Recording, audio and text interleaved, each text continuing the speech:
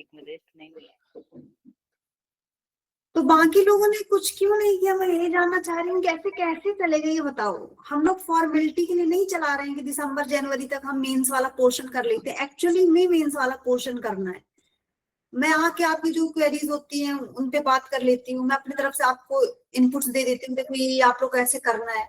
But आप लोग कुछ करोगे तब तो होगा ना। आप लोग 2-4 केस स्टडी सॉल्व करते तो आप में भी अच्छे क्वेश्चंस होते आपके पास कि मैम ये वाला केस स्टडी में समझ में नहीं आ रहा था ऑप्शंस, या इस तरह के केसेस में क्या करना है।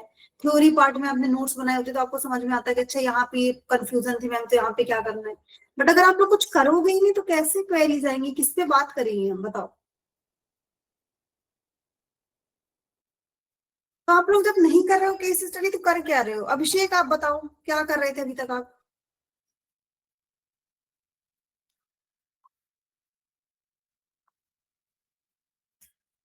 बताइए।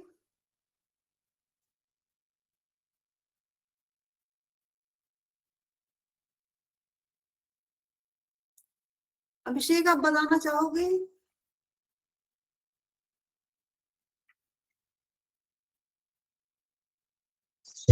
जी हाँ। तो अभिषेक क्या था, वो केस स्टडी वगैरह में हमने बात की थी, तो आपने कुछ किया केस स्टडी पे काम कि नहीं किया? अभी तो नहीं किया है। तो क्यों नहीं किया बताना चाहेंगे आप कि क्यों नहीं किया आपने काम? इवन दो हमने पूरा डिटेल में डिस्कशन किया था सब कुछ, तो क्यों नहीं किया काम? मैम कुछ तो बाहर चला गया था, उस वजह से टाइम नहीं हो पाया।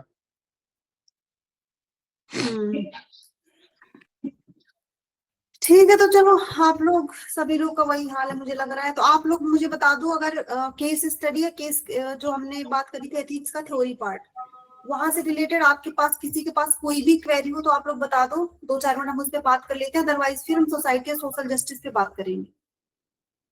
तो अगर आप में से किसी के पास एथिक्स वाला क्वेरी हो तो बता सकते हो। रोहित बताओ। मैम जैसे कि मेरा नोट्स क्लास नोट्स जो पढ़े हुए थे तो क्लास में बनवाया गया था, तो उसमें मतलब बहुत ज़्यादा मतलब लिखवाया गया था। तो उसके बाद ही मतलब मैं शॉर्ट नोट्स बनाया हूँ, तो उसमें भी एक टॉपिक का मतलब चल जा रहा है 5 पेज 6 पेज, मतलब दोनों मिला के 10 पेज जा रहा है। मतलब वो सभी मतलब ज़्यादा हो जा रहा है या फिर मतलब कम है, मतलब वो जानना चाह रहे थे। नहीं नहीं, इतना इतना नोट्स नहीं बनाना है, वो कम ही बनाना है, एक एक पेज पे बनाना है। मैंने वो भेज रखा था ना आप लोग, वहां से भी हेल्प लो ना। मैंने विशाखा मैम का जो बनाया था, तो वहां से थोड़ा सा हेल्प लो। मैम लेकिन वो तो जैसे कि सिर्फ एक टॉपिक पे था मतलब बनाया हुआ, तो मतलब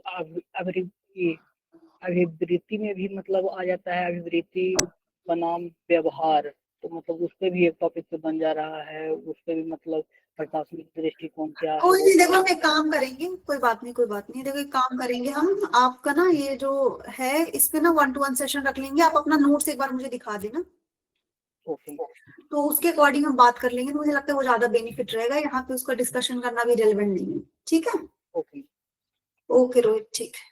और बाकी और भी किसी के कोई क्वेरी हो, आज का सेशन है उसके ऊपर नहीं, बट एथिक्स की जो केस स्टडी हमने की थ्योरी पार्ट, उससे रिलेटेड किसी की कोई क्वेरी हो तो बताइए, नहीं तो फिर हम सोसाइटी एंड सोशल जस्टिस पे बात करेंगे। हाँ बताइए, आपकी क्या क्वेरी है? मैम मैंने सेशन 2 ज्वाइन नहीं किया था, इसके पहले जो सेशन हुआ था मैम, क्योंकि मैं घर गया था तो थोड़ा कुछ पर्सनल रीजन से बिजी था। मेरा बैग भी लगा हुआ है बहुत, और जो अभी एथिक्स का जो शुरू हुआ अभी मैंने शुरू ही नहीं किया है, लेकिन पीछे का सारा कंप्लीट कर लिया है विद टेस्ट के साथ। और मैम जैसे एथिक्स के बारे में मैं जानना चाह रहा था कि जो रिलेवेंट एग्जाम्पल होते हैं जिनका बहुत जैसे जो बहुत फेमस नहीं होते हैं, तो क्या उनके भी एग्जाम्पल हम कोट कर सकते हैं उसमें? हाँ कर सकते हो, कोई दिक्कत नहीं है। पर ये नहीं है कि बिल्कुल अब कोई गांव का एग्जांपल है जिसको मेरे से अलग कोई नहीं जानता है। रीजनल एग्जांपल चलेंगे, बट ऐसा नहीं हो कि बिल्कुल ही गुमनामी वाला हो कि उसको गूगल करने पे भी ना मिले, तो ऐसे एग्जांपल्स नहीं होने चाहिए। ठीक है। बाकी प्रशांत, आपने वो सेशन ज्वाइन नहीं किए हैं तो आप, मैं तो ये सजेस्ट करूंगी कि आप एक बार ऑफलाइन आके मिल लेना और अपनी क्वेरीज आप नोट डाउन कर लेना। केस स्टडी थ्योरी पार्ट से रिलेटेड जो भी क्वेरीज है, तो मुझे लगता है कि आमने सामने बैठ के बात करना ज्यादा बेटर होगा। ठीक है, ठीक मैम, थैंक यू। ओके। ठीक है, तो आज हम लोग बात करते हैं सोसाइटी एंड सोशल जस्टिस के ऊपर। One of the most important topic है आपका यूपीएससी के लिए। ठीक है, प्रीलिम्स के पर्सपेक्टिव से उतना ज्यादा तो नहीं है। प्रीलिम्स में इससे रिलेटेड जो भी मतलब कि गवर्नमेंट के इनिशिएटिव्स होते हैं, लॉज वगैरह होते हैं, सुप्रीम कोर्ट के वर्डिक्ट्स होते हैं, वो आपसे कई बार पूछ लेता है। बट अगर डायरेक्टली बोला जाए तो डायरेक्टली ये टॉपिक आपका प्रीलिम्स में नहीं आता है, बट मेंस में के लिए काफी ज्यादा इंपॉर्टेंट टॉपिक है। और मोस्टली इसमें क्या होता है ना, question kind of low hanging fruit होते हैं, बहुत मतलब रिपीटेड थीम्स होती हैं, रिपीटेड टॉपिक्स होते हैं, बट स्टिल बहुत सारे लोग ऐसे होते हैं जो इस पे वर्क नहीं करते हैं, इसको बहुत फॉर ग्रांटेड ले लेते हैं। तो ये हमको नहीं करना है, ठीक है, इसमें इसीलिए हमको थोड़ा सा काम करना है। तो इसमें हम लोग बात कर लेते हैं कि मेन टॉपिक है क्या सिलेबस में। तो देखो सिलेबस में आपके जो मेनली इसमें टॉपिक दिया है ना, तो देखो ये टॉपिक है आपका जो यूपीएससी ने पर्टिकुलर दे रखा है। तो जो सोसाइटी है वो आपकी जीएस पेपर फर्स्ट में आती है, social justice GS paper second में आता है, ठीक है। इनमें बहुत सारी चीजें ओवरलैप करती हैं, यही रीजन है कि हम जब भी पढ़ते हैं तो इनको साथ में पढ़ते हैं। मैं भी बताऊंगी क्या क्या चीजें कैसे ओवरलैप करती हैं। जैसे कि आप पेपर फर्स्ट देखो, इंडियन सोसाइटी के प्रमुख कैरेक्टरिस्टिक्स पूछ रखा है, विशेषताएं और भारत की विविधता, डाइवर्सिटी। फिर महिलाओं तथा महिला संगठन की भूमिका, जनसंख्या और उससे संबंधित मुद्दे, ठीक है। यहाँ पे जनसंख्या से रिलेटेड चीजें पूछ रखी है और उनसे संबंधित मुद्दे पूछ रखे हैं। गरीबी और विकास संबंधी मुद्दे, शहरीकरण समस्याएं। तो आप ये समझो कि यहाँ पे सोसाइटी जो है ना, सोसाइटी से रिलेटेड जो भी इसके कंपोनेंट्स हो सकते हैं सोसाइटी में, उनसे रिलेटेड जो भी चीजें होंगी, सोसाइटी के जितने भी कंपोनेंट्स होंगे उनसे रिलेटेड जो भी मुद्दे हो सकते हैं वो सारे इसमें इंक्लूड होते हैं। फिर भारतीय समाज पर वैश्वीकरण का क्या प्रभाव पड़ा, ऑब्वियस सी बात है, globalisation one of the hot topic है फॉर द यूपीएससी। प्रीलिम्स में भी इससे रिलेटेड आपसे चीजें पूछता रहता है, एंड मेंस में तो लगभग हर साल पूछता है। उसके बाद सामाजिक सशक्तिकरण, सांप्रदायिकता, क्षेत्रवाद, पंथ निरपेक्षता। इसमें देखो आपको जो सामाजिक सशक्तिकरण वाला टॉपिक है, बाकी सांप्रदायिकता, क्षेत्रवाद और पंथ निरपेक्षता, ये भी आपसे काफी पूछता है, ठीक है। अब देखो ये आपका ओवरलैप कैसे करता है विद द जीएस पेपर 2। जैसे कि जीएस पेपर 2 सोशल जस्टिस की बात करता है, ठीक है।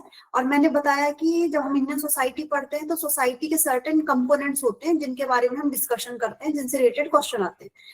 तो यहाँ पे होता क्या है कि अब जैसे कि सोसाइटी का कंपोनेंट हो गया वुमेन, चिल्ड्रंस हो गए, और अभी ये देखो गया कि आप गवर्नमेंट ट्रांसजेंडर्स जो होते हैं, एलजीबीटी जो प्लस कम्युनिटीज होती है, उनसे रिलेटेड बहुत सारी बातें करते हैं।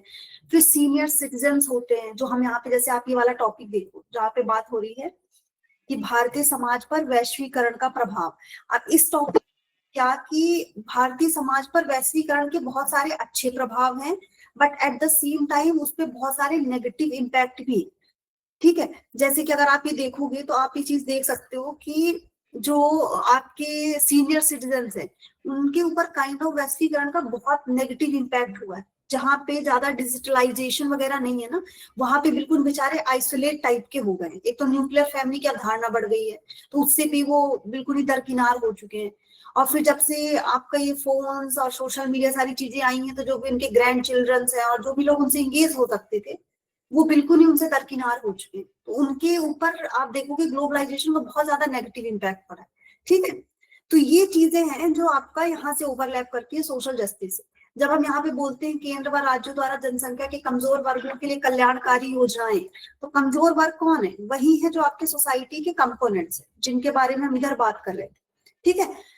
तो जैसे कि यहाँ पे गरीबी देखो आप, एरिया हमने गरीबी और विकास संबंधी मुद्दे, शहरीकरण की समस्याएं बताई, और इन्हीं से जो वल्नरेबल लोग हैं उन्हीं के लिए हम कल्याणकारी योजनाओं के बारे में बात करते हैं।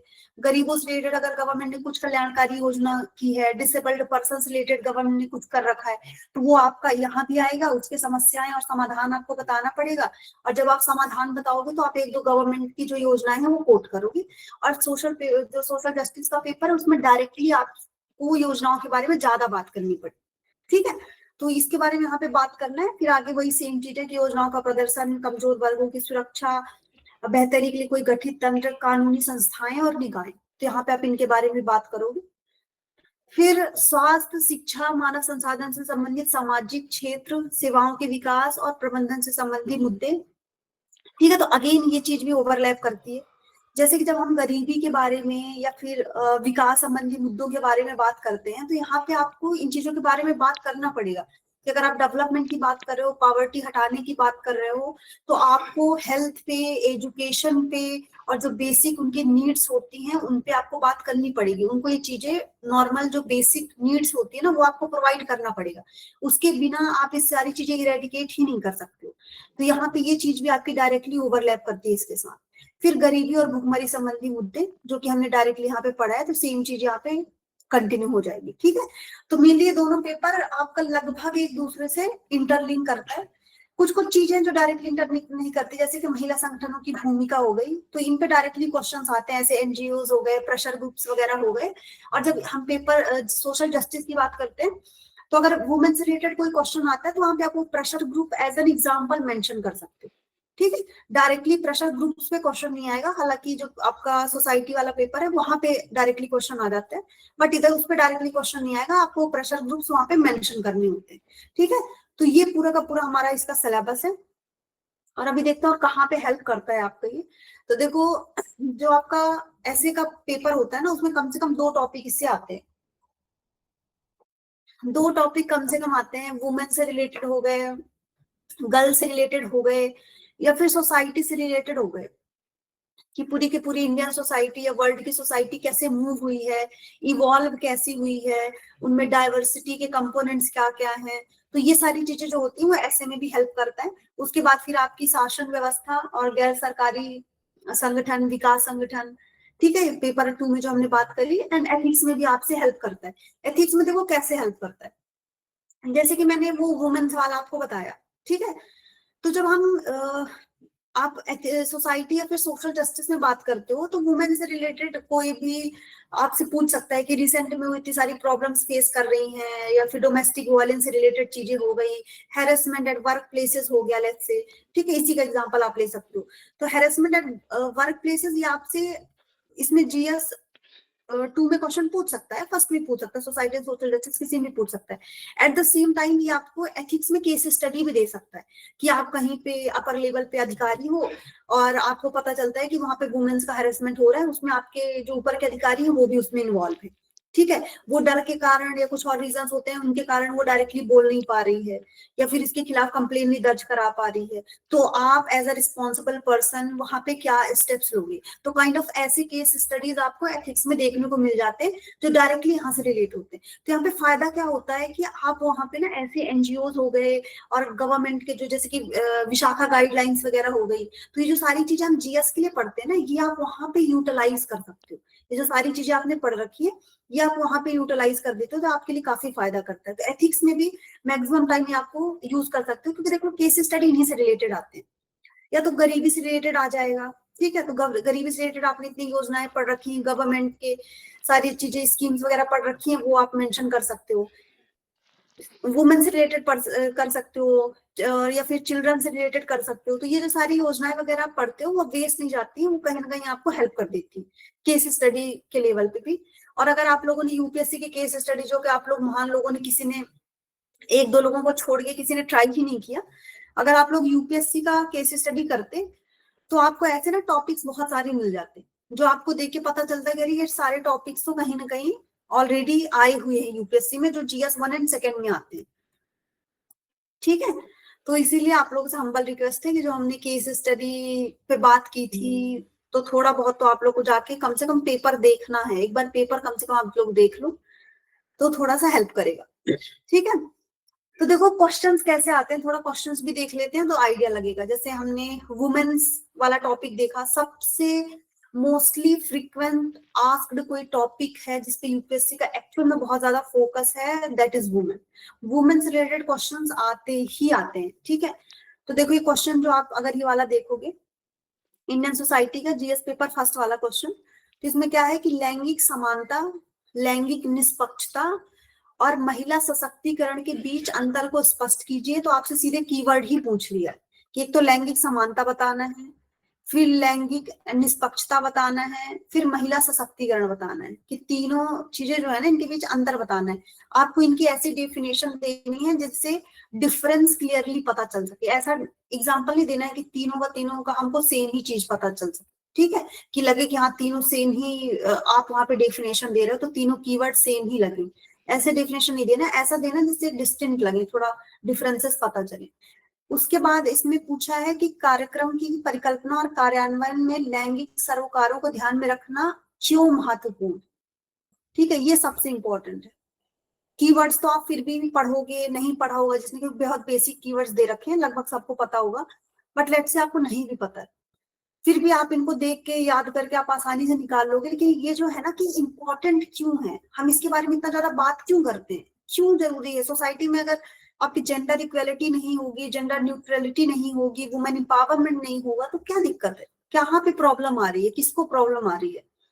तो आपको इसके बारे में बात करना पड़ेगा विद द फैक्ट्स। एक चीज याद रखनी है, ठीक है, ये जीएस का ही पेपर है, तो आपको विद फैक्ट्स बात करनी है। क्योंकि देखो इसमें ना एक चीज दिक्कत हो सकती है, अगर आप में से किसी का सोशियोलॉजी ऑप्शनल हो तो वहां पे प्रॉब्लम आ सकती है। हो सकता है कि आप ना इसमें थिंकर्स वगैरह डालना स्टार्ट कर दो कि इस फलाने थिंकर ने ये बोला था इसलिए, जैसे कि आप यहाँ पे एक आप डाल सकते हो, जैसे कि एग्जैक्टली मैं याद नहीं कर पा रही हूँ, मे बी भीमराव अंबेडकर साहब का कोट है या फिर किसी और का है, कि किसी भी समाज की जो प्रगति है ना वो इस चीज से निर्धारित होती है कि वहां पे महिलाओं का स्थान क्या है या महिलाओं की एजुकेशन की स्थिति क्या है, काइंड ऑफ ऐसा ही कुछ कोटेशन है।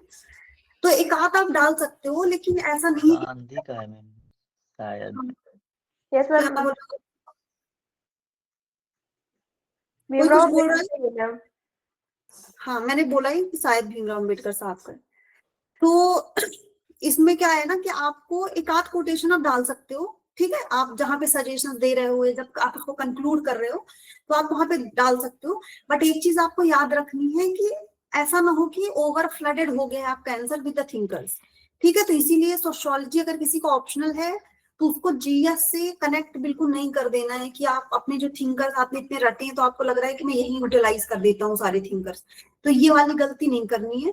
आपको एक आध कोटेशन जो फेमस है और जो एक्चुअल में रेलेवेंट है वो डाल दो, अदरवाइज आपको फैक्ट्स के साथ ही बात करनी पड़ेगी, ठीक है। कि अगर आप बोल रहे हो कि भाई यहाँ पे जेंडर इक्वेलिटी होनी चाहिए क्योंकि सोसाइटी में एजुकेशन का लेवल अच्छा हो सकता है, आने वाला फ्यूचर अच्छा हो सकता है, सर्विस सेक्टर में हम और बेटर कर सकते हैं, मेडिकल सेक्टर में और बेटर कर सकते हैं, व्हाटएवर जो भी आपके पॉइंट्स हैं, तो वहां पे आपको फैक्ट्स देना पड़ेगा कि देखो यहाँ पे इतने % की वुमेन है, वो बहुत अच्छा कर रही है, बहुत अच्छा रेवेन्यू जनरेट हो रहा है, या बहुत अच्छी परफॉर्मेंस है, मल्टीटास्कर है। तो वहां पे आपको समथिंग किसी कंट्री का एग्जाम्पल, कोई पर्टिकुलर डेटा मेंशन करके आपको ये चीज वहां पे लिखनी पड़ेगी, ठीक है। ये नहीं कि किसी फलाने थिंकर ने बोला है कि नहीं वुमेन यहाँ पे होंगी तो इतना अच्छा काम होगा, तो आप वो लिखना स्टार्ट कर दो। और अगर आपका सोशियोलॉजी ऑप्शन नहीं है, फिर भी कई बार ऐसा होता है कि हम थिंकर्स वगैरह ज्यादा इंक्लूड करने लग जाते हैं, तो ठीक है, इससे थोड़ा सा आप लोग को बचना है, ठीक है। फिर सोशल जस्टिस वाला आप क्वेश्चन देख सकते हो कि कतिपय अत्यावश्यक सार्वजनिक मुद्दों से संबंधित होने के कारण सार्वजनिक चैरिटेबल ट्रस्ट, ठीक है, आपके जो पब्लिक चैरिटेबल ट्रस्ट होते हैं, भारत के विकास को अधिक समावेशी बनाने का सामर्थ्य है, ठीक है, टिप्पणी कीजिए। अब देखो ये क्वेश्चन आपका क्या बोल रहा है कि पहले तो इसने डायरेक्टली बोला है कि जो आपके सार्वजनिक चैरिटेबल ट्रस्ट हैं, जो पब्लिक ट्रस्ट होते हैं, उनमें क्या है कि जो भी सार्वजनिक मुद्दे हैं, ठीक है, तो ये सार्वजनिक मुद्दे हम ऊपर बात कर रहे थे ना, ये सार्वजनिक मुद्दे आपके गरीबी हो गया, भुखमरी हो गया, सार्वजनिक मुद्दे और भी हैं, बेरोजगारी भी हो सकता है, ठीक है, वुमेन से रिलेटेड प्रॉब्लम्स, बच्चों से रिलेटेड प्रॉब्लम्स, और जो भी क्राइम्स वगैरह हो रहे हैं, तो सारे मुद्दे इस पे आ जाएंगे, सार्वजनिक मुद्दे। आपको किसी एक मुद्दे पे लिमिट नहीं रहना है कि अब सार्वजनिक मुद्दे लिखा है तो मैं यहाँ पे सिर्फ किसी वुमेन से रिलेटेड प्रॉब्लम ऐड कर देता हूँ या बस गरीबी ऐड कर देता हूँ। तो थोड़ा सा इसमें आपको डाइवर्सिटी रखनी है, ठीक है, आपको डाइवर्सिटी अपने पॉइंट्स में रखनी है, अलग अलग पॉइंट्स बताओ, उस पर एग्जाम्पल्स देते जाओ। 10 नंबर का क्वेश्चन 150 वर्ड का, इतना ज्यादा जीएस में हमको एलाबरेट करना भी नहीं होता है कि हमको 2-2 3-3 लाइन एलाबरेट करनी है, आपको बस पॉइंट वाइज लिखना है, एग्जांपल देना है, नेक्स्ट पॉइंट फिर एग्जांपल, तो यही पैटर्न आपको लेके चलना है, ठीक है। तो यहाँ पे थोड़ा सा इसको डाइवर्सिफाई करना है। अब इसने बोला क्या है, देखो कि सार्वजनिक चैरिटेबल ट्रस्टों में भारत के विकास को अधिक समावेशी बनाने का सामर्थ्य है, टिप्पणी कीजिए। मतलब इसने काइंड ऑफ एक तरीके से टॉन्ट मारा है कि सार्वजनिक चैरिटेबल जो ट्रस्ट है ना, देखो क्षमता तो उनमें है, पूरा पोटेंशियल है, बट अभी राइट नाउ देखा जाए तो मे बी वो इस लेवल का काम कर नहीं रहे, ठीक है। तो यहाँ पे फिर बात क्या होती है कि उनको इस लेवल का काम करना चाहिए, तो आपको थोड़ा सा उनका लैक भी बताना पड़ेगा, 1, 2 या 3 पॉइंट्स में आप बता सकते हो कि थोड़ा सा वो लैक कहाँ पे कर रहे हैं, कहाँ पे प्रॉब्लम आ रही है। और उसके बाद फिर आप इसको बहुत कम ही बताना है, जैसे मैंने बोला ना कि हमको ये देखना पड़ेगा कि कितने नंबर का क्वेश्चन है, कितने वर्ड्स दिए, तो इस पे आपको थोड़ा सा पॉइंट्स बताना है कि कहाँ पे लैग कर रहे हैं, कहाँ पे हमको देखा जा रहा है ना। कई सारे ऐसे ट्रस्ट आप देखोगे तो मनी लॉन्ड्रिंग को लेके उन पे काम कर रहे हैं, या फिर सिर्फ दिखाने की बैलेंस शीट ठीक करने के लिए वो यूटिलाइज किए जा रहे हैं, एक्चुअल में उतना ज्यादा काम कर ही नहीं रहे। ठीक है, तो इनका सही तरीके से थोड़ा सा जो अकाउंटेंसी वगैरह होती है उनको सही तरीके से मैनेज करना, इन सब चीजों पे काम करना। तो इनके लिए अलग से कोई लाइक काइंड ऑफ बोल सकते हो कि ऑफिसर को वहां पे इनरोल करना, या फिर कमेटीज वगैरह बनाना। ठीक है, तो इन सब चीजों बहुत सारे ऐसे आए हैं सिफारिशें वगैरह, तो आप वहां पे इसको थोड़ा सा मेंशन कर सकते हो। तो 2-3 लाइन में आप इसके बारे में बताओगे, उसके बाद फिर आपको ज्यादा फोकस रखना है कि कैसे अधिक बनाने में सामर्थ्य है।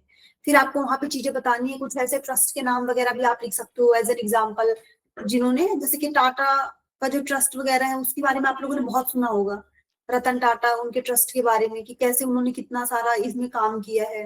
ठीक है, लोगों के लिए, एजुकेशन के लिए कितना ज्यादा काम किया है। तो इससे रिलेटेड जो चीजें हैं वो यहाँ पे आप थोड़ा सा मेंशन कर सकते हो, उससे रिलेटेड चीजें आप यहाँ पे थोड़ा अच्छे से बता सकते हो। ठीक है, तो इसमें और भी कुछ टॉपिक्स दिए गए हैं, सॉरी टॉपिक्स नहीं, क्वेश्चंस दिए गए हैं 2024 के। हमने दोनों टॉपिक्स एक एक डिस्कशन कर लिया, तो ये लोग थोड़ा आप लोग अपने लेवल पे देखना। ठीक है, देखो 2023 का पेपर है, तो इस पे है तो कि क्या आप सोचते हैं कि आधुनिक भारत में विवाह एक संस्कार के रूप में अपना मूल्य खोता जा रहा है। ठीक है, तो ये पूरा प्योर सोसाइटी का क्वेश्चन है, बट स्टिल इसमें काइंड ऑफ बहुत सारे और भी कंपोनेंट्स हैं। यहाँ पे सिर्फ ये नहीं है कि बात सिर्फ मैरिज की हो रही है, पर मैरिज की जो 2 पार्टीज होती है ना, मैन एंड वुमेन, उनसे रिलेटेड चीजें भी इसमें बहुत सारी बातें हो रही है। ठीक है, क्योंकि आधुनिक भारत में बहुत सारी चीजें चेंज हो रही हैं। वुमेन्स में आप देखोगे एजुकेशन से रिलेटेड बहुत अच्छी पोजीशन होल्ड कर रही है वुमेन्स, ज्यादा उनके पास राइट्स हैं, वो ज्यादा वोकल्स हैं।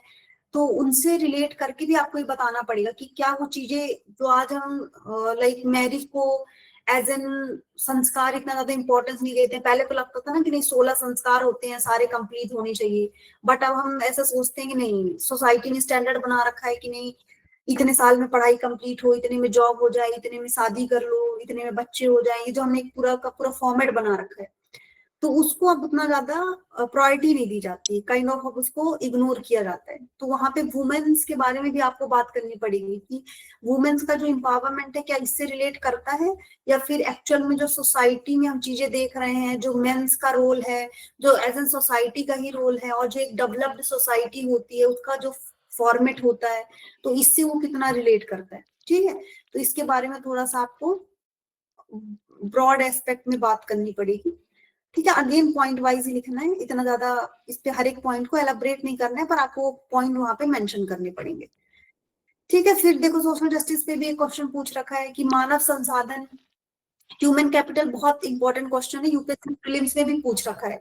ह्यूमन कैपिटल के ऊपर ही पूछ रखा है कि ह्यूमन कैपिटल क्या होते हैं। आश्रम कहते हैं, संस्कार 16 होते हैं, आश्रम 4 होते हैं, जिसमें कि आपका बाल्यावस्था, फिर किशोरा, वृद्धा, प्रौढ़ा, ऐसी काइंड ऑफ 4 आश्रम होते हैं अलग अलग। मतलब आई थिंक 25-25 साल के होते हैं शायद, हाँ 25 साल तक पढ़ना है, फिर 25 साल विवाह का, फिर वानप्रस्थ, फिर आपका उसका होता है संन्यास का काइंड ऑफ। मैं उसकी बात नहीं कर रही हूँ, मैं संस्कार की बात कर रही हूँ। जो 16 संस्कार होते हैं उसमें आपका विवाह भी एक संस्कार में आता है, आश्रम अलग चीज होती है। ठीक है, तो इस पे आपका ये वाला क्वेश्चन है मानव संसाधन के ऊपर, प्रीलिम्स में आपके ये डायरेक्टली क्वेश्चन पूछ चुका है कि ह्यूमन कैपिटल से आप क्या समझते हो, 4 ऑप्शन दिया हुआ था और उन्होंने पूछ रखा था। ठीक है, ये सोसाइटी सोशल जस्टिस हम पढ़ रहे हैं, इसलिए प्रीलिम्स वाला क्वेश्चन इसमें इंक्लूड नहीं होगा, आप लोग उसको अलग से देख सकते हो। ठीक है, इकोनॉमी वाले सेक्शन में आई थिंक वो मतलब कंसिडर कर लिया जाएगा वो क्वेश्चन। तो ह्यूमन जो कैपिटल डेवलपमेंट से रिलेटेड क्वेश्चन है ना, या फिर ह्यूमन रिसोर्स से रिलेटेड जो क्वेश्चन है, वो आपका बहुत ज्यादा इंपॉर्टेंट है। जैसे मैंने वुमेन्स के लिए बोला था ना, सेम ये पॉइंट मानव संसाधन विकास, ये यूपीएससी लगभग हर साल पूछता है, लिटरली हर साल, ये हर अल्टरनेट ईयर्स में इसका क्वेश्चन आता है। तो आपको कायदे से ये जो इंपॉर्टेंट टॉपिक्स है ना, जैसे मैंने वुमेन्स बता दिया, मानव संसाधन विकास बता दिया, तो आपको चाहिए कि आप इन पर्टिकुलर की टर्म्स के ऊपर अपना एक नोट्स ही प्रिपेयर कर लो। तो उससे क्या होगा कि वो आपको बहुत ज्यादा हेल्प करेगा। नोट्स प्रिपेयर करने के लिए आपको ये टॉपिक्स जाके थोड़े देखने पड़ेंगे। आप जब पेपर देखोगे, 2023 का पेपर देखो, 24 का देखो, 25 का देखो, तो आपको आइडिया लगेगा कि यार ये बार बार मानव विकास संसाधन पे क्वेश्चन पूछ रहे हैं, मानव संसाधन विकास पे क्वेश्चन पूछ रहे हैं, वुमेन से रिलेटेड बार बार क्वेश्चन पूछ रहे हैं, बेरोजगारी पे बार बार क्वेश्चन पूछ रहे हैं। तो आपको ना सर्टेन टॉपिक्स मिल जाएंगे। तो आपको ये जो नोट्स बनाने का सर दर्द है ना कि किस पे बना ले, छोटा सा सोसाइटी, इतना बड़ा टॉपिक है नहीं सोशल जस्टिस का, पर गवर्नमेंट की इतनी योजनाएं हैं, मैं कौन कौन सी योजनाएं याद कर लूं, इतनी सारी इंपॉर्टेंट स्कीम्स हैं, एक्ट्स वगैरह हैं, तो आपको वो सारे नहीं याद करने। लेकिन आप वो तभी डिफ्रेंशिएट कर पाओगे जब आपको ये पता होगा कि कौन से रिपीटेड थीम्स हैं, कौन से ऐसे थीम्स हैं जो हर साल यूपीएससी बार बार पूछ रहा है। ठीक है, तो आपको क्या करना है कि पहले आपको जाके वो चीजें देखनी है कि कौन कौन से की टर्म्स आते हैं। क्वेश्चन दिखाने का जो मेन पर्पस है, पर्पस ये था, ठीक है, इसका पर्पस ये था कि आपको ये जाके थोड़ा सा देखना है, अच्छे से जाके देखोगे, की टर्म्स आइडेंटिफाई करोगे, उसके बाद आप ये देख पाओगे कि हाँ ये वाले पर्टिकुलर टॉपिक्स हैं जो बार बार आ रहे हैं, तो इनके मुझे नोट्स बनाने। तो इससे क्या होगा कि सोसाइटी एंड सोशल जस्टिस आपका मुश्किल से मुश्किल 5 या 6 दिन का काम रह जाएगा। उतने में आपको इंपॉर्टेंट की टर्म्स आइडेंटिफाई करने हैं, उनके डेफिनेशन नहीं पता है, डेफिनेशन लिखना है, 2-4 बढ़िया एनजीओस के नाम, स्कीम्स वगैरह गवर्नमेंट की हैं वो लिख लेना है, पर्टिकुलर मुद्दे 2-4 लाइन के लिख लेने हैं। तो 1 पेजर नोट्स आपको अपने इसके रिगार्डिंग रेडी कर लेंगे। ठीक है, तो देखो एथिक्स और उसमें केस स्टडी में तो बहुत डिसअपॉइंट किया आप लोगों ने मुझे, लगभग 1-2 लोगों से अलग किसी ने देखा ही नहीं। तो कम से कम सोसाइटी एंड सोशल जस्टिस में मत करना, ठीक है, इसको कम से कम एक बार आप लोग इसका पीवाईक्यूज देख लेना। इसमें तो सर्टेन ईयर्स के ही दे रखे हैं, लेकिन आप अपने से पेपर इसके डाउनलोड कर लेना और देख लेना, ठीक है, और उसके बाद इनके नोट्स बना ही लेना आप लोग, हम्बल रिक्वेस्ट है सभी से। तो देखो 2022 में भी क्वेश्चन आए हैं, जाति, क्षेत्र और धर्म के समानांतर पंथ की विवेचना, आई डोंट नो, इसमें मुझे लगता है थोड़ा मिसप्रिंट हो गया कि विवेचना कीजिए पूछा है। ठीक है, तो जाति, धर्म और क्षेत्र के समानांतर जो पंथ है आपका, उनसे रिलेटेड ये चीजें पूछ रहा है, पर ये इसका थोड़ा ट्रांसलेशन क्लियर नहीं है, दूसरा क्वेश्चन ही देख लेते हैं। ठीक है, तो जैसे कि उपभोक्ता संस्कृति है, इससे रिलेटेड क्वेश्चन पूछा हुआ है कि उपभोक्ता संस्कृति के विशेष परिप्रेक्ष्य में नव मध्य वर्ग के आभार से टियर 2 शहरों का विकास किस तरह संबंधित है। ठीक है, तो ये क्वेश्चन आप बहुत ज्यादा रिलेट कर सकते हो। अभी का जो सोसाइटी है ना, जो हर चीज को कंज्यूम करना चाह रही है, आप देखोगे इतना ज्यादा कंजम्पशन बढ़ गया है हर एक चीज का, लेकिन ये चीज आपके शहरों के विकास में, उनके डेवलपमेंट के लिए, क्योंकि अब किसी चीज का डिमांड होगा तो सप्लाई भी तो बढ़ेगा, और सप्लाई बढ़ाने के लिए आपको क्या चाहिए, आपको रोजगार लाने पड़ेंगे, इंडस्ट्रीज लगानी पड़ेंगी, वहां पे लोगों को, जब लोग इन्वॉल्व होंगे, उस पर काम करेंगे, तभी तो चीजें होगी, तो धीरे धीरे डेवलपमेंट भी होगा उससे रिगार्डिंग। तो ये इसके बारे में बात कर रहा है। इसके बाद देखो सोशल जस्टिस, सामाजिक न्याय, तो स्कूली शिक्षा, जैसे मैंने बोला था कि बच्चों से रिलेटेड चीजें पे ये बहुत ज्यादा फोकस करते हैं। तो स्कूली शिक्षा के महत्व के बारे में जागरूकता उत्पन्न किए, बच्चों की शिक्षा में प्रेरणा आधारित पद्धति के संवर्धन में निःशुल्क और अनिवार्य बाल्य शिक्षा का अधिकार अधिनियम 2009 अपर्याप्त है, विश्लेषण कीजिए।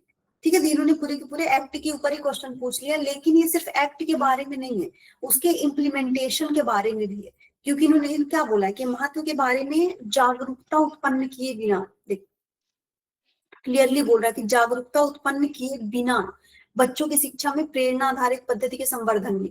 तो इसमें कहीं ना कहीं बोल रहा है कि इन्होंने इस चीज पे उतना ज्यादा फोकस नहीं किया। ठीक है, जागरूकता बढ़ाने में, लोगों को अवेयर करने में इन्होंने इतना ज्यादा फोकस नहीं किया है। तो इस एक्ट का, इसके पीछे क्या क्या फेल होने का, फेल तो हम नहीं कहेंगे, इसने एक्चुअल में बहुत ट्रांसफॉर्मेशन किया है एजुकेशन के लेवल पे देखा जाए तो, बट स्टिल कहीं ना कहीं जो हम एक्सपेक्ट कर रहे थे 1001% का रिजल्ट कि हाँ बिल्कुल ही ट्रांसफॉर्म हो जाएगा, इनरोलमेंट रेट बढ़ जाएगा, और एक्चुअल में जो क्वालिटी एजुकेशन है, क्योंकि सिर्फ इनरोलमेंट रेट बढ़ने से तो कुछ नहीं होगा।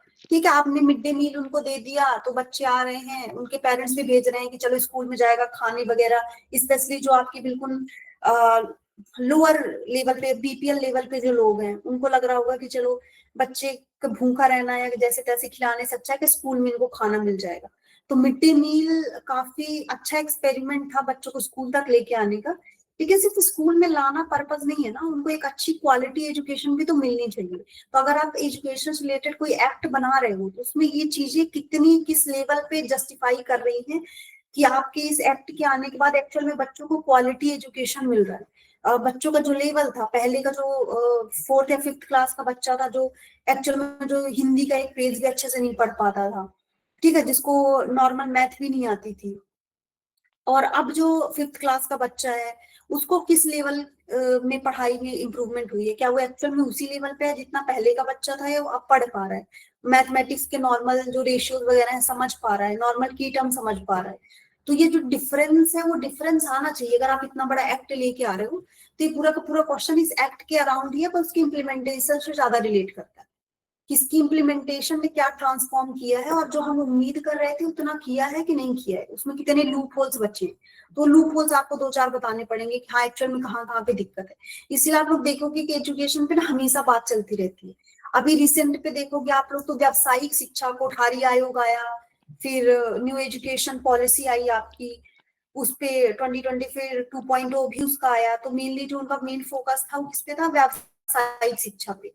ठीक है, तो व्यावसायिक शिक्षा पे बात यही है कि थोड़ा सा आपको, जो आप बच्चों को पढ़ाते हो ना, कि जो बुकिश नॉलेज दे देते हो, कि बच्चों को पढ़ा दिया, सर्टेन टॉपिक समझा दिया, या फिर लेट्स से आपने उनको समझा दिया, हाँ इंजीनियरिंग के बच्चे पढ़ रहे हैं, उनको समझा दिया कि हाँ मशीन बनता कैसे, काम कैसे करता है, उसको ठीक कैसे करना है। उस बच्चे को प्रोसेस तो पूरा पता है, पर रियल में उसको लाके एक मशीन दे दो तो आप उसको वो रिपेयर भी नहीं कर पाए, उसको पता भी नहीं कि चीजें कैसी होंगी, रन कैसे करती है। थ्योरी तो उसको पता, पूरा पता है कि मशीन एक्चुअल में वर्क कैसे करती है, पर ग्राउंड लेवल पे अगर उसको बोले कि आप जाके करो, जो कि एक्चुअल में जाके उसको इन फ्यूचर करना ही है, गाइड ही करना है, लेकिन वो कर नहीं पाएगा। तो मेन व्यावसायिक शिक्षा भी इसी थीम पे काम करती है कि लोग, बच्चे जो है 8वीं या 10वीं के बाद इतने लायक होने चाहिए, उनको इतनी ज्यादा ग्राउंड लेवल की नॉलेज होनी चाहिए कि उनको खुद ना खुद वो अपना कुछ ना कुछ काम कर सके। ऐसा ना हो कि सिर्फ बुकिश नॉलेज है, कि थ्योरी पता है और एक्चुअल में इम्प्लीमेंटेशन कुछ नहीं कर पा रहे। ठीक है, तो उससे रिलेटेड भी क्वेश्चन आएंगे आने वाले टाइम पे, क्योंकि एजुकेशन काफी इंपॉर्टेंट टॉपिक है। तो एजुकेशन से रिलेटेड जो भी आपके गवर्नमेंट के एक्ट्स हो गए, उसके बाद गवर्नमेंट ने उसके लिए जो स्कीम्स वगैरह चला रखी हैं, जो भी कमेटी वगैरह गठित कर रखी है, उनकी जो इम्पोर्टेंट सिफारिश है, उनको जो स्पेशली जो जिनका इम्प्लीमेंटेशन हो रहा है, तो उसके रिगार्डिंग आपसे जरूर क्वेश्चन पूछे जाएंगे। ठीक है, तो ये 2021 का भी क्वेश्चन दिया है, 2020 का दिया है, तो ये सारे क्वेश्चन आप लोग थोड़ा सा देख लेना। मेनली वही टॉपिक्स है जो मैंने बताया। देखो जैसे कि इसमें भी शिक्षा प्रणाली पूछ रखा है, देखो सामाजिक न्याय, ये आपका आई थिंक 2020 का पेपर है, सेम इस पे पूछ रखा है। वहां पे हम जाति धर्म वाला देख रहे थे, और देखो यहाँ पे फिर से जाति धर्म पूछ रखा है। 2020 में आपके कोरोना महामारी आई, और कोरोना को भी इन्होंने किससे ऐड किया है? असमानताओं से, और उसके बाद ऐड किया है गरीबी को, और ज्यादा इसमें कैसे गहरा कर दिया है, तो उससे रिलेटेड ये पूछ रखा है। ठीक है, तो ये क्वेश्चन थोड़ा आप लोग देखना। तो मैं इसीलिए बार बार बोल रही हूँ कि एक बार आप लोग ना ये थोड़े से थीम्स देखोगे तो आपको बहुत अच्छा आइडिया लग जाएगा कि कौन से पर्टिकुलर थीम्स है जहाँ पे क्वेश्चन आ रहा है। जैसे कि इन्होंने भी ये चीज बना रखी है कि पर्टिकुलर कीवर्ड्स हैं जिनसे रिलेटेड बार बार घूम फिर के वही क्वेश्चंस पूछे जाते हैं। तो आपको ऐसा कि ना उतना ज्यादा एफर्ट्स लगाना नहीं है कि नहीं बैठे हैं और बिल्कुल पूरा कोई बुक पढ़ लेंगे सोसाइटी एंड सोशल जस्टिस की, पूरे नोट्स ही पढ़ लेंगे, लास्ट मोमेंट में वही जाके पढ़ेंगे। तो इतना एफर्ट्स आपको नहीं लगाना है, क्योंकि उन्होंने बता रखा है कि सर्टेन कुछ कुछ आपके कीवर्ड्स हैं जो कि सीधे लिए गए हैं, जो उन्होंने सिलेबस में दिया ना। हम स्टार्टिंग में सिलेबस देख रहे थे, गरीबी दे रखा था, बेरोजगारी दे रखा था, महिलाओं से रिलेटेड आपके ग्रुप्स वगैरह दे रखे थे कि वो कैसे काम करते हैं, चैरिटेबल ट्रस्ट वगैरह हो गए। तो देखो यहाँ पे डायरेक्टली क्वेश्चन आते हैं। एक तो आपका वैश्वीकरण है, मैंने बताया था बहुत इंपॉर्टेंट है, आपके क्वेश्चन आता है। धर्मनिरपेक्षता से क्वेश्चन आता है, सांप्रदायिकता से क्वेश्चन आता है। सांप्रदायिकता one of the hot topic है, स्पेशली जब इलेक्शन वगैरह चल रहा होता है, तो इस पे तो आप देखोगे कि भर भर के न्यूज आती रहती है कि वहां पे कुछ हो गया, वहां पे ऐसे हेट स्पीच दे दिया गया, हेट स्पीच के थ्रू दो संप्रदायों के बीच दंगा भड़का दिया गया, कुछ पर्टिकुलर ऐसे इंसिडेंट थे वहां पे हो गए। तो सांप्रदायिकता one of the hot topic है, तो इससे रिलेटेड आपको अपने बैलेंस व्यूज रखने हैं इररिस्पेक्टिव कि आप किस धर्म को या किसको सपोर्ट कर रहे हैं, उससे ज्यादा मतलब है नहीं। हमको अपना राइट व्यू देना है, ठीक है, कि आपको क्या लगता है कि इसमें मेनली पॉलिटिकल एंगल कितना होता है और एक्चुअल में कितना एंगल होता है, इसमें आप ये बता सकते हो, इसमें कोई दिक्कत नहीं है। हेट स्पीच और चुनाव के दौरान पॉलिटिकल एजेंडा अपनाना, ये सारी चीजें, तो ये कीवर्ड्स आप वहां पे यूज कर सकते हो आराम से, कोई दिक्कत नहीं, क्योंकि मेनली इन्हीं के रीजन ये सारी चीजें होती हैं। फिर क्षेत्रवाद, तो क्षेत्रवाद के बारे में थोड़ा सा आपको बात करना पड़ेगा। क्षेत्रवाद में भी मल्टीपल चीजें होती हैं, ठीक है। क्षेत्रवाद जरूरी नहीं है कि सिर्फ वो लोग फायदे, अपने ही फायदे के लिए या फिर अपने पहचान के लिए कर रहे हो। क्षेत्रवाद में अलग चीजें भी होती हैं, जैसे आप लोग देखोगे स्पेशली छत्तीसगढ़ वाला एरिया देखोगे जहाँ पे नक्सलवाद वगैरह आप लोग देखते हो, तो वो क्षेत्रवाद से ही नक्सलवाद की तरफ बढ़ा है, और उसपे ना कुछ कुछ चीजें एक्चुअल में जेन्युइन है। आप देखोगे तो वहां पे इतना ज्यादा मतलब कि माइनिंग होती है, लोगों को इतना ज्यादा हेल्प हो सकती है, जो भी फंड्स वगैरह होते हैं, जो वहाँ पे एम्प्लॉयमेंट वगैरह होते हैं।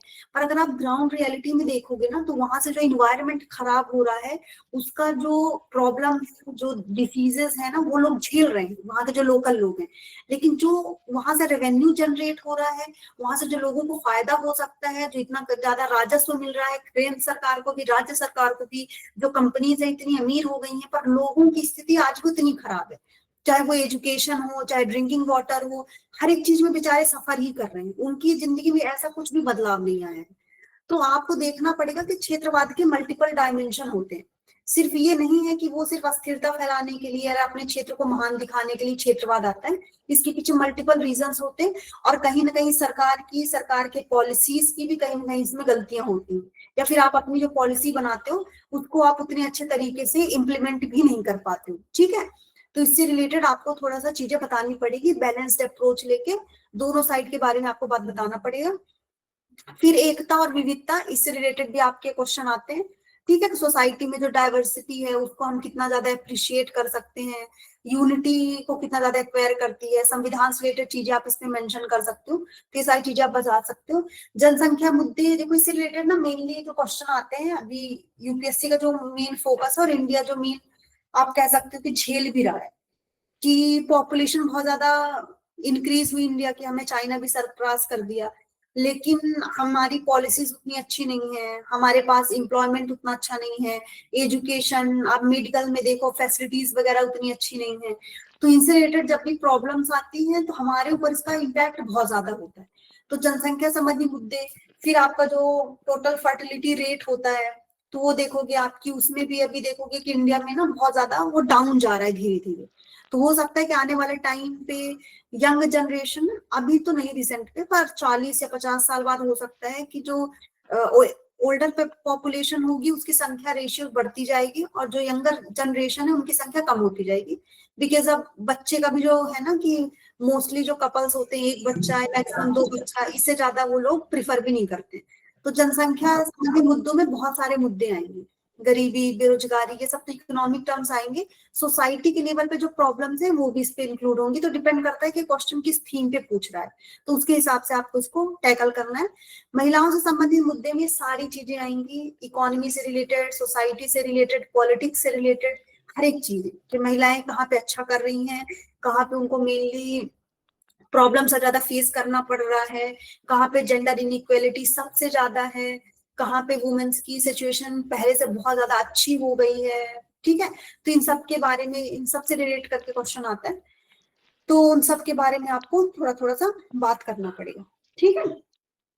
तो देखो इसमें यही करना है कि की टर्म्स को समझने के लिए डिकंस्ट्रक्शन करना है, क्वेश्चन आसानी समझ में आएगा। इसलिए मैंने सारे जो इंपॉर्टेंट की टर्म्स थे आपको अच्छे से डिकोड करके बता दिए कि कैसे कैसे किस किस डायमेंशन में क्वेश्चन आ सकते हैं, और आपको अपनी अप्रोच कैसे अच्छी लेके चलनी है, एक तरफा बात नहीं करनी है चाहे कहीं भी, ठीक है। महिलाओं से संबंधित मुद्दे ही क्वेश्चन आ गया तो उस पर बिल्कुल ही नेगेटिव नहीं हो जाना है। अगर कुछ अच्छा हुआ है, वुमेन्स की सिचुएशन पहले से 2% भी अच्छी हुई है, तो 1-2 पॉइंट आपको बताने होंगे कि नहीं, हमने जो ट्राई किया, गवर्नमेंट ने जो पॉलिसीज बनाई, उसमें कहीं ना कहीं कुछ ना कुछ लेवल पे हमको इम्प्रूवमेंट दिखी है, बट स्टिल अभी हम बहुत पीछे हैं डेवलप्ड कंट्रीज से। इवन जो डेवलप्ड कंट्रीज नहीं भी हैं, साउथ एशियन कंट्रीज है, उनसे भी हम कहीं ना कहीं इंडेक्स वगैरह देखोगे तो वुमेन से रिलेटेड इंडेक्स होते हैं, उनमें कहीं ना कहीं हम लैग करते हैं। तो वहां पे आपको थोड़ा सा बात करना पड़ेगा कि देखो ये चीजें हैं जिनमें हम थोड़ा सा बेटर कर सकते हैं, ठीक है। तो इनका थोड़ा सा डिकंस्ट्रक्शन करना है कीवर्ड्स को, और उससे रिलेटेड आपको क्वेश्चन से रिलेटेड थीम्स पकड़नी है, वहां से नोट्स बनाने। सेकंड पॉइंट ये लिखा हुआ है देखिए, कि जो पिछले साल के क्वेश्चंस है बहुत महत्वपूर्ण है, क्योंकि प्रश्नों के दोहराव की संभावना अधिक होती है। सेम टॉपिक, सेम थीम, और इवन उनमें जो भी मुद्दे होते हैं, जो उनके डायमेंशन होते हैं, वो सब कुछ सेम होते हैं। एज सच उनमें कुछ भी डिफरेंस नहीं होता है, ठीक है। तो अगर आपने सर्टेन स्कीम्स लिख लिए, सर्टेन एक्ट्स लिख लिए, सर्टेन एग्जांपल्स वगैरह ऐड कर लिए उस पे, तो आपका काम बहुत इजी हो जाएगा, ठीक है। तो उससे रिलेटेड थोड़ा सा आपको नोट्स बनाने का ट्राई करना है। तैयारी की रणनीतियों में क्या क्या आप कर सकते हो, देखो खुद के नोट्स बनाने हैं, इस पे भी यही चीज बोला है। बेसिक टर्म्स आपको पकड़ना है, कोर एरिया पकड़ना है, कहाँ से कहाँ क्वेश्चन आते हैं, ठीक है। जाति हो गया, सांप्रदायिकता, सशक्तिकरण, जाति संकेंद्रण, इसी पीपीटी में मैं शेयर कर दूंगी आफ्टर द सेशन। इसमें मैक्सिमम की टर्म्स दिए हुए, तो यहीं से करना है, खुद से नोट्स बनाने हैं। अगर आप विजन आईएएस का मंथली मैगजीन पढ़ रहे हो, तो उसमें आपका जो सोशल इश्यूज वाला सेक्शन होता है ना, उस पे ये टॉपिक्स बार बार ऐड होते रहते हैं। स्पेशली जो वुमेन से रिलेटेड टॉपिक्स हो गए, ग्लोबलाइजेशन से रिलेटेड, आर्टिफिशियल इंटेलिजेंस से रिलेटेड, तो ये सारे टॉपिक्स होते हैं जो आपकी society, social justice and ethics में कहीं ना कहीं ओवरलैप करते हैं। तो वहां से आप अपने सेल्फ नोट्स बना सकते हो, अननेसेसरी बार बार गूगल नहीं करना पड़ेगा कोई भी स्कीम या कोई एग्जांपल। अगर आप उसमें लास्ट में देखोगे तो स्कीम से न्यूज और सोशल इश्यूज, इन दोनों पे आपको आराम से कई सारे एग्जांपल्स और गवर्नमेंट के जो स्कीम्स वगैरह है मिल जाएंगे। तो आप अपने सर्टेन टॉपिक्स लिख लो प्रॉपर एक नोट्स के लिए, और फिर अभी नहीं तो धीरे धीरे उस पे आप ऐड ऑन करते जा सकते हो। अगर आपको पता है कि हाँ मान लो सांप्रदायिकता के ऊपर मैंने नोट्स बना रखा है, तो कोई रिसेंट में कोई इंसिडेंट हो गया कहीं पे और पॉलिटिकल एंगल उसमें इन्वॉल्व है, तो जाके वहां पे आप एज एन एग्जाम्पल लिख सकते हो, आपको बाद में काम दे जाएगा, ठीक है। आपको कुछ अच्छा किसी मान लो कि कोई अच्छी सोशल पर्सनैलिटी है, आपको उसका कुछ ऐसा व्यू मिल गया, उन्होंने कुछ अच्छी लाइन बोली है या कोई ऐसा प्रयोग बताया है जिससे सोसाइटी में सांप्रदायिकता को कम किया जा सकता है, इसके लिए अच्छी कोई स्टेप ली जा सकती है, तो आप उनके नाम के साथ वो स्टेप मेंशन कर सकते हो। और जब आप इसके बारे में आगे की राह बताओगे, इसका समाधान बताओगे सांप्रदायिकता का, तो वहां पे आप उसको मेंशन कर सकते हो, तो वो भी आपको काफी ज्यादा हेल्प कर देगा, ठीक है। फिर योजनाओं का इतिहास और उनकी प्रासंगिकता। देखो इसमें योजनाओं का इतिहास तो इतना ज्यादा नहीं पूछता है, लेकिन उनकी प्रासंगिकता बहुत पूछता है, ठीक है। इतिहास ऐसा नहीं पूछेगा क्योंकि 150 या 250 वर्ड का क्वेश्चन होता है। अगर आपसे इतिहास पूछा, बहुत सारी योजनाएं तो काफी पुरानी है, मनरेगा हो गया, मनरेगा देखो कितनी पुरानी है, 2005 समथिंग में आई थी। अब अगर आप उसका इतिहास बताओ, क्या स्टार्ट कैसे हुआ था, कितना बेनिफिट किया, किस साल इसमें बहुत ज्यादा ट्रांसफॉर्म हुआ, फिर अभी रिसेंट पे क्या है, तो आप उसमें पूरा हैंडल नहीं कर पाओगे। इतिहास मुझे लग रहा है ये जो मेंशन करना चाह रहे हैं वो ये है कि थोड़ा सा आपको उसका बैकग्राउंड पता होना चाहिए कि मेन पर्पस क्या था, किस ईयर आया था, दैट्स इट। फिर आपको रिसेंट का पता होना चाहिए कि अभी ये योजना चल रही है तो इसमें कितना ज्यादा अच्छा काम कर रही है, कितने लोगों को बेनिफिट किया है, इसका जो एक्चुअल में एम था स्टैब्लिश करते टाइम इसको ये फुलफिल कर भी पाई है कि नहीं, कि हम जस्ट इधर उधर वॉन्डर ही कर रहे हैं कि हाँ हाँ अच्छी योजना थी, चल रही है, गवर्नमेंट इतना सारा फंड भी लगा रहा है, जो नॉर्मल लोग टैक्सेस दे रहे हैं वो सारे फंड इन्हीं में जा रहे हैं और एक्चुअल में कुछ फ्रूटफुल हो ही नहीं रहा है, कुछ अच्छा कॉन्सिक्वेंसेस ही नहीं आ रहा है।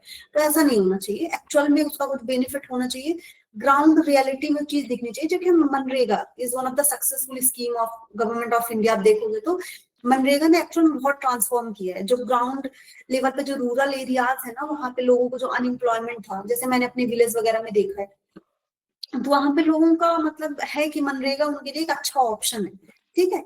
तो एक्चुअल में इसने काम किया है। तो ऐसे आप थोड़े जो स्कीम्स है ना, जो बहुत ज्यादा सक्सेसफुल स्कीम है, जिन्होंने बिग इम्पैक्ट डाला है सोसाइटी में, और जिन लोगों के लिए वो लाई गई थी, अगर वुमेन्स के लिए लाई गई थी तो उनके लिए, बेरोजगारी को टैकल करने के लिए लाई गई थी तो उसके लिए, ठीक है, बच्चों के एजुकेशन को टैकल करने लाई गई थी उसके लिए। तो आपको देखना है कि किसके लिए लाई गई थी और उस एरिया में एक्चुअल में इसने कितना बिग इम्पैक्ट डाला है, जो आपने भी कहीं ना कहीं सुना हो। तो ऐसी स्कीम्स पे आपको नोट्स बना लेना है, कब स्टार्ट हुई थी, मेन एम क्या था, और रिसेंट पे कैसा कर रही है। 2-3 पॉइंट्स चैलेंजेस के लिख लेने हैं, और आगे की राह में 1-2 रिकमेंडेशन किसी पब्लिक फिगर ने दे रखा हो, कोई कमेटी ने कोई सिफारिश वगैरह दे रखी हो, ठीक है, तो वो आप 1-2 चीजें मेंशन कर सकते हो। इवन इसमें आपका WHO हो गया, यूनाइटेड नेशन हो गया, यूनिसेफ हो गया, तो एजुकेशन से रिलेटेड है, मेडिकल साइड से रिलेटेड जो स्कीम्स वगैरह होती है ना, जैसे आयुष्मान भारत योजना हो गया, तो वर्ल्ड हेल्थ ऑर्गेनाइजेशन ने काफी उसको प्रेस किया था। यूनिसेफ ने भी जो ये नेशनल एजुकेशन पॉलिसी से रिलेटेड चीजों को उन्होंने काफी ज्यादा प्रेस किया था। तो ये जो चीजें होती है ना, इनको आप कहीं ना कहीं नोट डाउन कर सकते हो।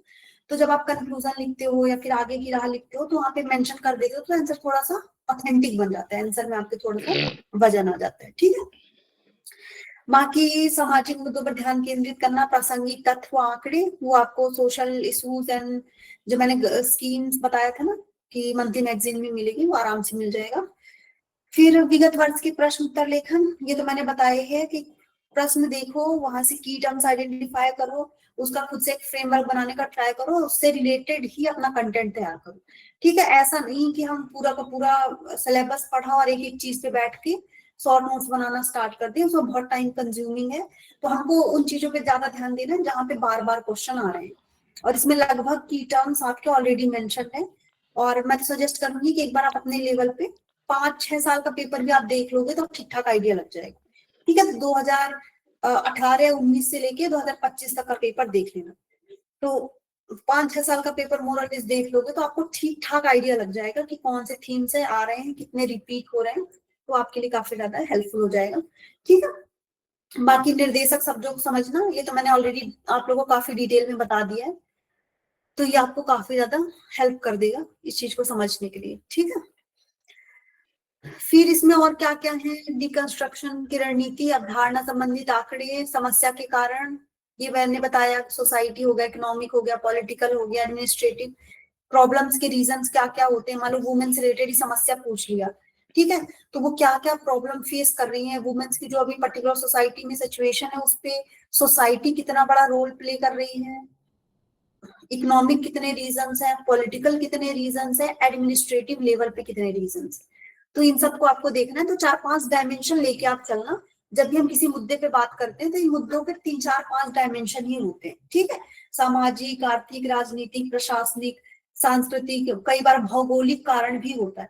ठीक है, तो भौगोलिक कारण होता है तो कई सारी चीजें की, मान लो गरीबी है तो कई सारे एरियाज ऐसे हैं जहाँ पे आप देखोगे ट्रांसपोर्ट वगैरह उतना अच्छा है नहीं, वहां पे आप इजिली कोई चीज पहुंच नहीं सकती है, वहां पे रोड वगैरह अच्छे से नहीं बनाए जा सकते हैं, बहुत ही रिमोट एरिया पे कोई विलेज है, तो वहां पे आप सोचो कि उनकी लाइफ एक जो मेट्रो सिटी में जितने स्कूल्स हैं, हॉस्पिटल्स हैं, वो जो सारी की सारी व्यवस्थाएं एक अच्छे जगह पे, मेट्रो सिटी में एक नॉर्मल टाउन आप ले लो तो वहां पे हॉस्पिटल्स हैं, स्कूल्स हैं, अच्छी अच्छी शॉप्स हैं, सारे बेसिक जो नीड्स के सामान है सब इजिली एक्सेसिबल हैं।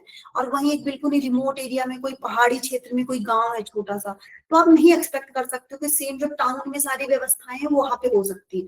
तो इसका ना कहीं एक भौगोलिक एंगल भी होता है, ठीक है, ज्योग्राफिकल रीजन भी होता है। तो इसमें 5-6 वो होते हैं, इसके डायमेंशन होते हैं किसी भी चीज के, समस्या के चाहे कारण हो चाहे समाधान भी लाना। आपको वुमेन के सिचुएशन, वुमेन की जो कंडीशन है उस पे समाधान लाना है तो सामाजिक भी लाना पड़ेगा, लोगों की सोच भी आपको बदलनी पड़ेगी, आर्थिक भी लाना पड़ेगा, वुमेन को आप एम्प्लॉयमेंट दो, उनको फाइनेंशियली स्ट्रॉन्ग करो अपने, तभी वो डिसीजन खुद ले पाएंगे। जब तक आपके पास पैसे नहीं है, आप अपना खुद का खर्चा नहीं उठा रहे हो, तो आप कितना भी चिल्लाते रहो, दुनिया के आपके घर वाले भी आपकी बात नहीं सुनेंगे। ठीक है, तो इकोनॉमिक एंगल भी है, राजनीतिक भी है, कि जब तक आप वुमेन का पॉलिटिक्स में एंट्री नहीं कराओगे, जब तक वो खुद डिसीजन मेकर नहीं बनेंगी, लॉ मेकर नहीं बनेंगी, तो उनके लिए कौन सी नीतियां सही होनी चाहिए, उनके लिए कौन से कानून सही होने चाहिए, ये सब चीजें सिर्फ कोई आदमी बैठ के कानून बनाता रहे कि नहीं देखो औरतों के लिए ज्यादा ठीक है, 10 बजे से बाहर निकलेंगी तो खतरा है, बंद करो 10 बजे से बाहर जाना, ये मत करो, ये ठीक नहीं है, तो वो नहीं चल पाएगा। आपको वुमेन्स के नजरिए से हर बार आप देख देख के लॉ बना के उसको 100% सक्सेसफुल नहीं मान सकते। आपको वुमेन्स को उस जगह पे बैठाना पड़ेगा कि भाई आप उस काबिल बनो, उस जगह बैठो, एंड देन आप डिसाइड करो कि जो लॉ बन रहा है वो एक्चुअल में वुमेन्स को फायदेमंद करेगा, बेनिफिट करेगा या नहीं करेगा।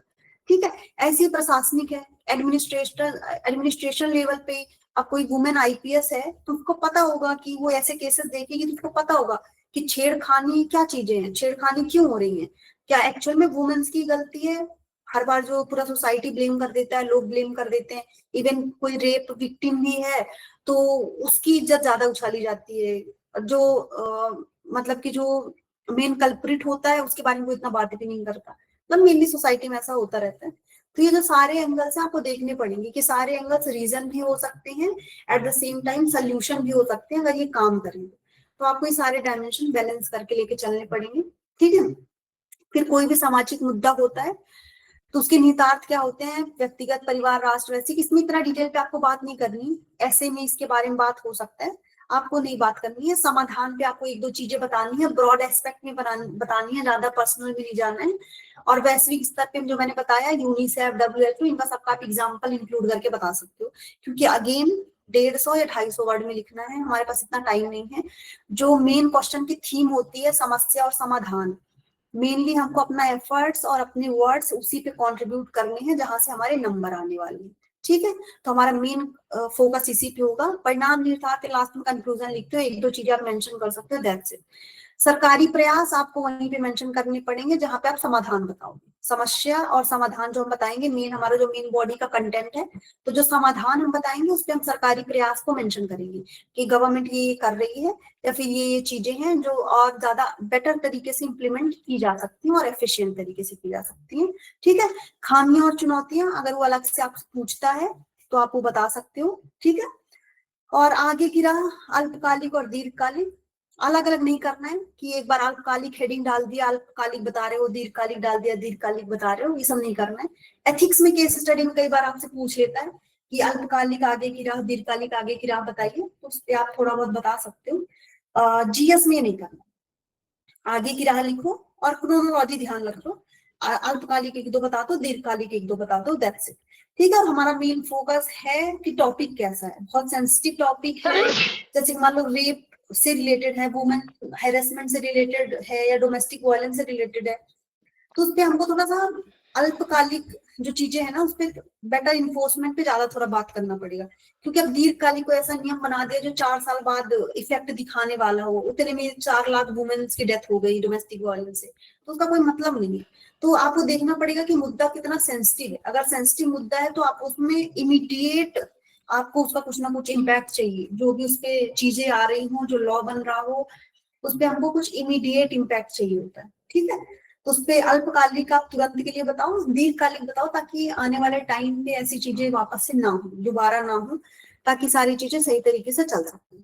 ठीक है, फिर उत्तर को बेहतर बनाने की रणनीति मैंने बता दिया ऑलरेडी कि इसमें आपको थोड़ा सा डेटा, गवर्नमेंट स्कीम्स वगैरह मेंशन करनी है। समाज शास्त्र, सोशियोलॉजी के कुछ कुछ की टर्म्स भी होते हैं, जैसे सन ऑफ सॉइल थ्योरी हो गई, तो क्षेत्रवाद वगैरह जो क्वेश्चन होता है ना उस पर आप बता सकते हो। ठीक है, कैसे यूज कर सकते हो आप। जनसंख्या नियंत्रण में भी कुछ कुछ की टर्म्स हैं, उनको आप कर सकते हो, सामाजिक सांस्कृतिक जागरूकता, शिक्षा, धर्म, सामाजिक आर्थिक स्थिति, ये सब बता सकते हो।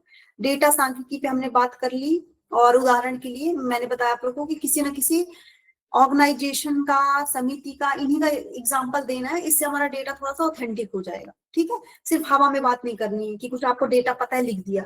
आप अगर आपको कोई संगठन पर्टिकुलर पता है, कोई ऑर्गेनाइजेशन पता है, कोई कमेटी पता है, उसको वहां पे मेंशन करो तो आपके ज्यादा अच्छा होगा। ठीक है, फिर देखो यहाँ पे कि कोई भी मुद्दा है तो आर्थिक राजनीतिक पहलू से लेकर सामाजिक पहलू तक इसका जुड़ाव कैसे हो सकता है। जैसे किसानों की आत्महत्या है, सामाजिक मुद्दा भी है, इकोनॉमी से रिलेटेड भी है, उनको इतना ज्यादा फायदा नहीं हो रहा है, गवर्नमेंट एमएसपी वगैरह कर रही है बट उनको इतना बेनिफिट नहीं दिख रहा है। ठीक है, फिर राजनीति भी है, किस पे राजनीति बहुत होती है, एक दूसरे के ऊपर ये एलिगेशंस लगाते रहते हैं कि 2022 तक ये तो किसानों की जो इनकम थी डबल करने वाले थे, उनको इतना बेनिफिट करने वाले थे, एक्चुअल में हुआ क्या, कुछ भी नहीं हुआ।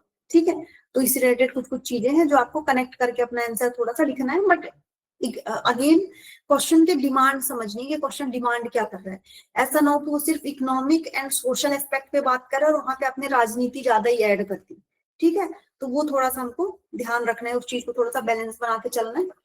बाकी फ्लो चार्ट, आंकड़े, रेखा चित्र, ये सब तो यूज करना है। जीएस में हमने काफी बात की है कि ये जहां पे आपको लगे कि रेलेवेंट है वहां पे आप फ्लो चार्ट का, आंकड़ों का, जैसे कि मान लो किसान आत्महत्या पे ही क्वेश्चन आया तो इस पे पता है आप ना वो बना सकते हो, एक बढ़िया सा डायग्राम ड्रॉ कर सकते हो और उस पे दिखा सकते हो आप कि मान लो पर्टिकुलर ईयर यहाँ पे है, आपका कोई पर्टिकुलर ईयर है, यहाँ पे एक ईयर है, तो वहां पे आप ये दिखा सकते हो कि देखो यहाँ पे इतने हुए थे जो आपके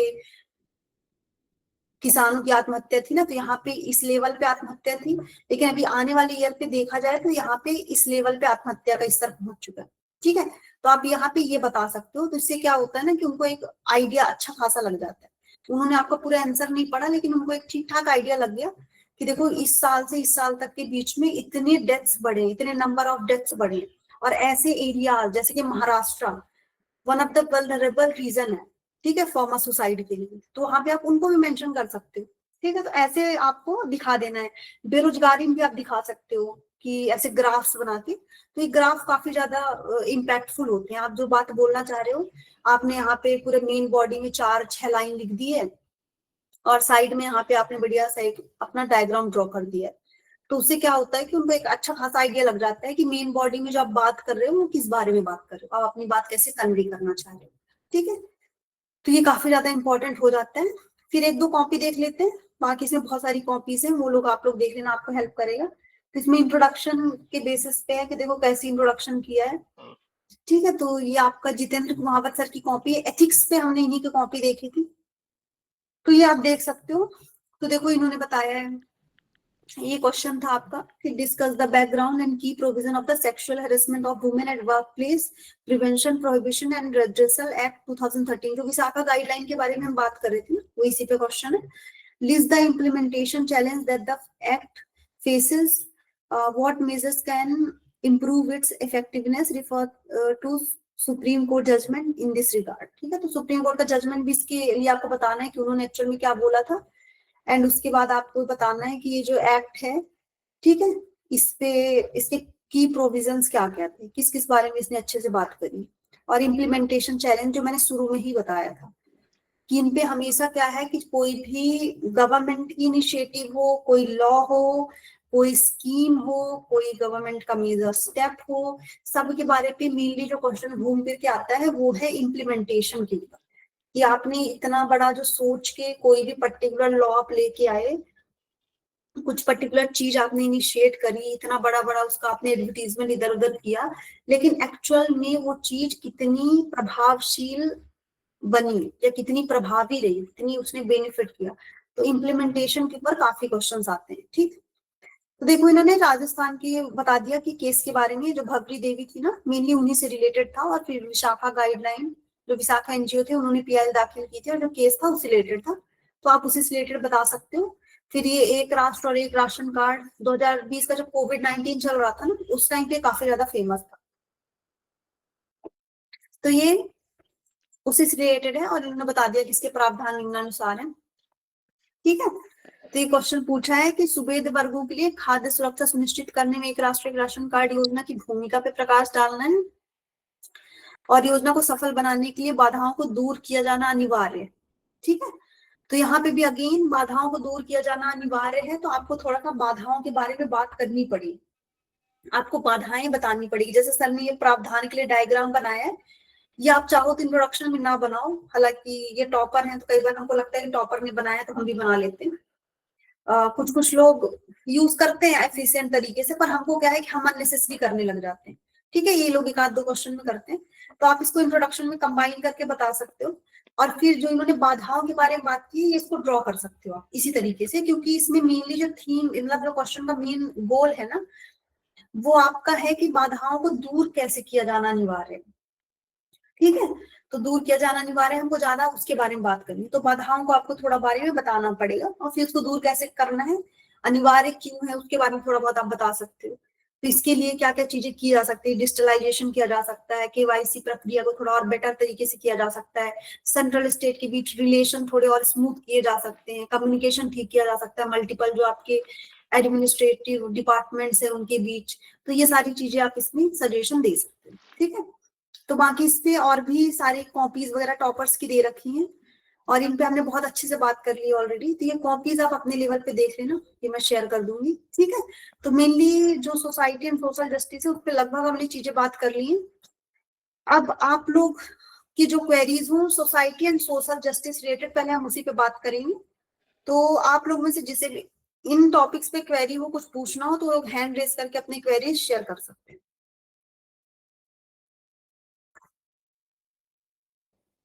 जो भी हमने इतना कुछ डिस्कशन किया उससे रिलेटेड कुछ आप लोग को पूछना हो तो